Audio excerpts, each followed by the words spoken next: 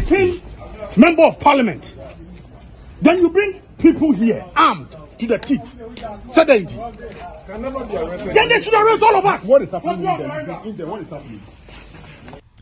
All right, so if you have been following this particular updates on this particular platform, realize the cocaine saga bas be ebe too many. Ninyane say Reverend Ntim Fordjour happened to be an MP on the side of the New Patriotic Party. No, alleges say there was a particular date in last month. Certain flights came to and flow from the Coca International Airport.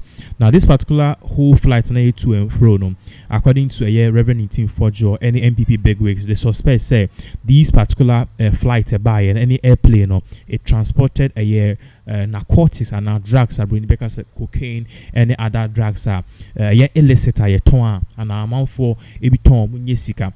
Now, I raise a whole lot of security concerns. I'm a and I'm so President John Dramani Mama posted on the social media platform Facebook said he wants investigation to be launched. And Chibiana, the majority in Parliament, the NDC, they refuted.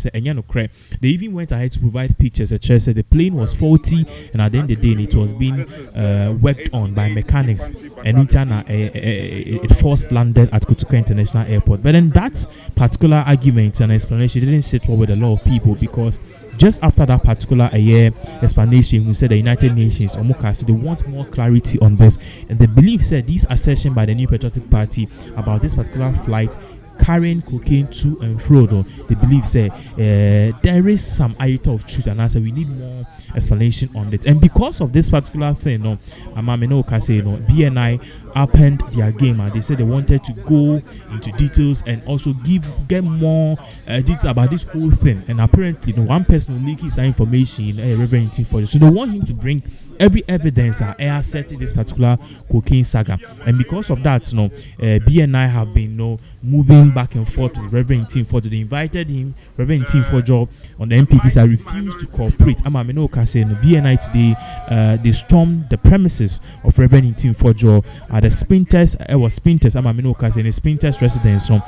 They surrounded this house. Now we'll be watching excerpts of what really went there, because a BNI, any NI before, which is the same NIB, almost storming and national security. We saw that many NPP bigwigs together with Afenyo Markins and co, they also stormed the premises to deny say MP leak information, more like a whistleblower.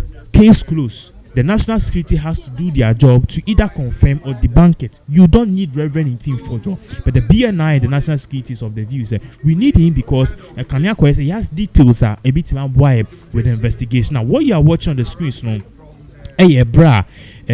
national security for the stormed and BNI and NIB. They stormed the premises of Reverend Ntim Fordjour. It generated a whole lot of national concern. That is exactly what is really trending. I am question the full blow down of what really happened, and NPP for almost storming home. Any maintaining one Senate course. This is definitely one of the biggest issues that is in the Republic of Ghana. I don't see him as a politician. I see him as a statesman, because his term is his final term. So those who work under him should help him to leave a legacy. Yes. What we are experiencing shouldn't be part of his legacy. 4 years is far but near. Ghana has been in this exercise for years, and we don't need what we've experienced this morning. The caucus expressed a view through its authorized member, Mr. Ntim Fordjour, a reverend minister and a politician. Public domain, it will not help them. So when did you hear about this, and what was the initial reaction? Surprise. Because what are they trying to do now? About? Huh? Hey, are we sure we are still democratic? Or the democracy has changed within a few months now? Just 3 months. I don't think it's the best. It's not the best decision for them. We are brothers. We need to build this country together. We need to develop a common philosophy that will change the psychology of Ghanaians and impact our society. But this is not what we are supposed to do. I don't think it's the best. We are treading on very dangerous ground. they should be very careful. What they are doing is crazy. I think it's too early to see whether they are armed robbers or you people are convinced that they are not armed robbers. Which armed robbers? You are not getting what I'm saying. Is it established that they are state security agencies? Oh, you don't get my point. Because now armed robbers can enter any house. Thank you very much. But I think you need to advise the government to stop this. It will not help. They will lose at the end of it. They will lose. We are there as minority to support this government to build this country. We want peace, we want tranquility, we want harmony. But what they are doing is dangerous. Because we are already in small numbers. And then we are down already. He who is down fears no foe. They are brothers, our sisters. We are advising them. I think the president should sit up. I mean, respectfully, he should sit up. Because what they are doing now, they are illustrating Ghana, I mean, in a very bad way. I mean, on the continent and on the globe. And this is going to scare investors. If they think there's no security, if they think there's no peace, if they think there's no democracy, what will be? They will not decide to even come here again. This is not the Ghana we left for them. If not anything at all, Ghana needs peace. They shouldn't think they can control us with cowardice. That is a mistake. But we think we are law-abiding. We were in power 8 years. They are in power. We should support them. We should work with them. We should respect their rules. But this kind of kangaroo society is a big mistake they are making. It is a big mistake. I'm just advising them. I'm not warning them. I'm not threatening. I'm just advising them. Thank you very much. No intimidation. Reverend Ntim Fordjour.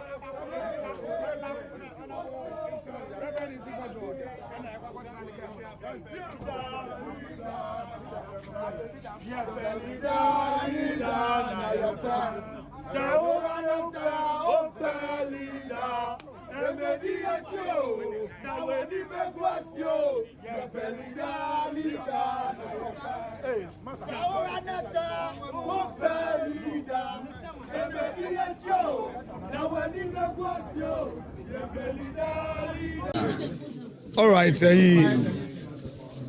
So this morning we heard of this intimidation and harassment from the NIB. We least expected such a step to be taken by government by using agents of the state. Our country is a country of democracy. Yes. And I'm reiterating a point. His Excellency President Mahama, I don't see him as a politician. I see him as a statesman because his term is his final term. So those who work under him should help him to leave a legacy. Yes. What we are experiencing shouldn't be part of his legacy. 4 years is far, but near. Ghana has been in this exercise for years, and we don't need what we've experienced this morning. The caucus expressed a view through its authorized member, Mr. Ntim Fordjour, a reverend minister and a politician. If government disagree with views expressed, government can also tell a side of the story. This is democracy. It's not about we are inviting you, you come with armed men. You know, about 20 of them. We don't need it. If you disagree, you disagree. In any event, the caucus is calling for a bipartisan inquiry into this matter. We should be able to judge all. But, well, they have de-escalated, they've left, they've gone back to wherever they came from. We want to assure the government that we will cooperate if they approach things in a decent manner. Absolutely. But we will not be intimidated.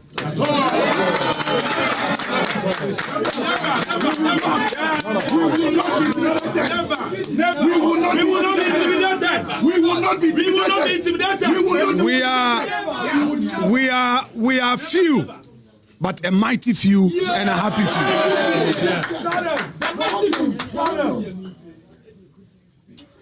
You know, there are serious matters for the state to consider. Joblessness, people need jobs, the Galamsey issues. So far, they have not demonstrated seriousness in dealing with the Galamsey. If some agent of the state would want to pay attention to trivialities, this is democracy. Then it is going to be the beginning of the end of this government, and it is not necessary. They should stop it. We are there to engage them. But let me make it very clear that Reverend cannot be made an example.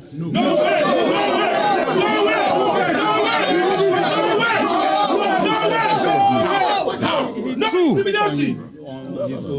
Reverend is not a loner. He is never. He has not walked alone. Yes. He will never walk alone.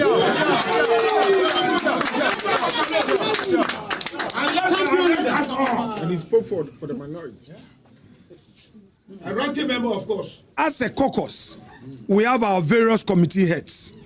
Yes. And he is the leader of the Defense and Interior Committee of the moment of our caucus. Yeah. And he speaks for the caucus. And he expresses the views of the caucus. So nobody should make any attempt to single him out and try to come here, intimidate him. He walks through this unfortunate valley of the shadow of death, but he will fear no evil. Because he walks with his God. And the strength of the mighty 88 behind him. So please, government officials, enough is enough. Enough is enough. Stop it. Let's engage.